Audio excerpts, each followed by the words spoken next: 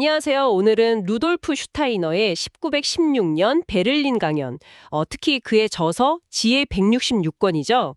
세계 사건과 인간 행위에서의 필연성과 자유, 이 책에 담긴 내용을 좀 깊이 들여다볼까 합니다. 네.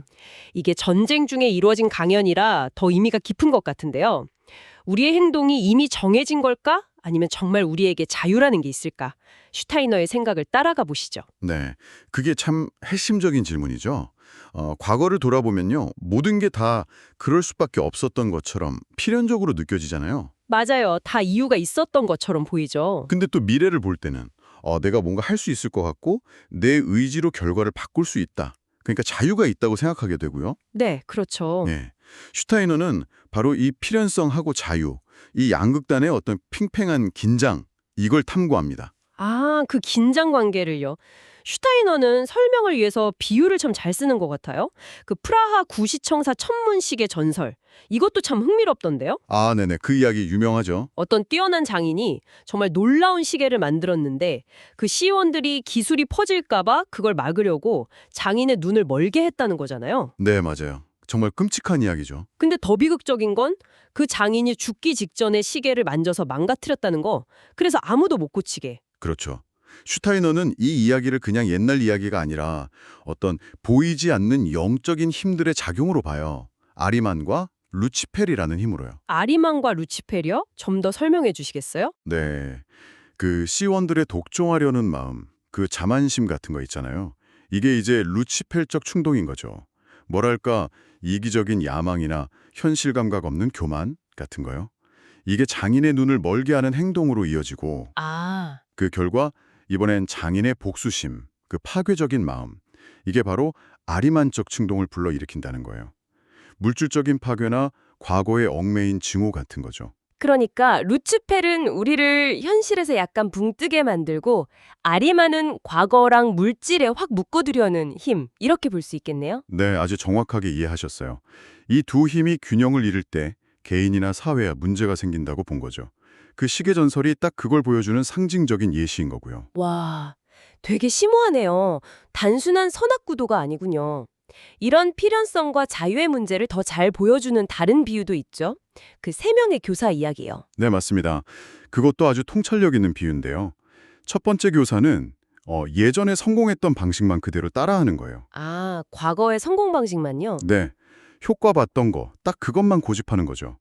이게 과거의 물질적 결과, 그 죽은 경험의 얽매이는 아까 말한 아리만적인 경직성이라고 할 수 있어요. 그럼 두 번째 교사는요? 두 번째는 정반대예요. 과거에 실패했던 경험 때문에 그 실패를 피하려는 데만 급급해서 아무것도 새롭게 시도를 못해요. 아, 실패에 대한 두려움 때문에요? 그렇죠. 실수 자체에 너무 얽매여 있는 거죠. 이건 또 어떻게 보면 자기 자신한테 너무 빠져 있는 그런 루치펠적인 모습으로 볼 수 있고요. 그렇군요. 두 교사 다 과거에 묶여 있네요. 그럼 희망은 세 번째 교사에게 있겠네요. 네, 바로 그겁니다. 세 번째 교사는 균형을 찾으려고 해요.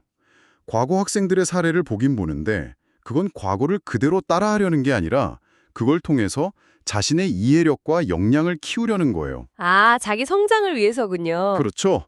과거로부터 배우지만 거기에 갇히지 않고 그 배움을 바탕으로 지금 눈앞의 학생들, 이 살아있는 현재 상황에 맞게 유연하게 대처하는 거죠. 그리고 그 순간의 어떤 영감, 슈타이너는 이걸 게니우스, 지니어스라고도 표현했는데 그걸 신뢰하는 거예요. 와, 바로 여기서 슈타이너가 말하는 진짜 자유가 드러나는 겁니다. 과거라는 필연성을 배우고 인식하되 거기에 결정당하지 않고 내적인 힘을 길러서 현재에 창조적으로 참여하는 능력, 그게 자유인 거죠. 과거에 발목 잡히는 게 아니라 오히려 과거를 딛고 현재에 깨어 있는 것. 이게 자유군요. 근데 그 당시에 심리학자들, 취은 같은 사람들은 자유의지 같은 건 없다고 봤다면서요? 맞아요. 슈타이너는 그런 시각을 강하게 비판했어요. 인간 행동을 그냥 원인과 결과로만 보는 너무 기계론적이고 물질주의적인 관점이라고요.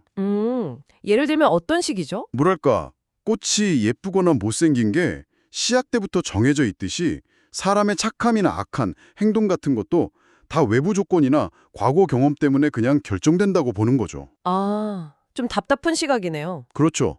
슈타이너는 이런 관점을 외부 세계에 대해 꿈꾸고 있는 상태와 같다고 봤어요.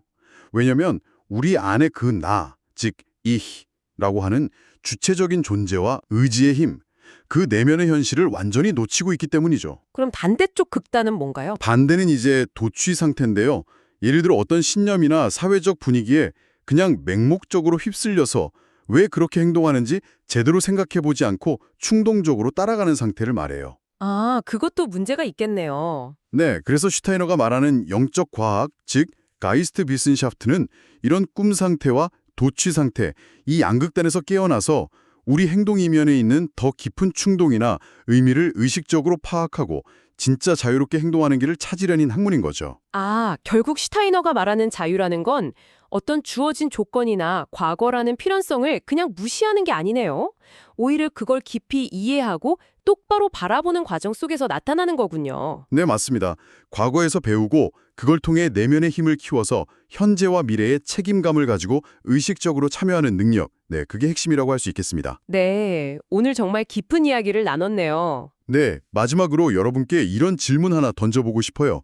슈타이너가 독일어 단어 나, 즉 이게 흥미롭게도 예수 그리스도, 지저스 크라이스트의 머리 글자 ICH와 같다는 점에 주목했거든요. 아, 정말요? ICH? 네, 그러면서 우리의 자아인식과 인류 역사 속에 어떤 깊은 영적인 충동, 그리스도 충동이라고도 하는데 이것 사이에 연결고리가 있다고 봤어요. 만약 우리 각자의 나를 그냥 단순한 심리적 자아가 아니라 이런 더 큰 역사적이고 영적인 흐름 속에서 의미를 갖는 존재로 본다면 여러분의 자유와 책임에 대한 생각은 어떻게 달라질 수 있을까요? 한 번쯤 생각해 보시면 좋을 것 같습니다.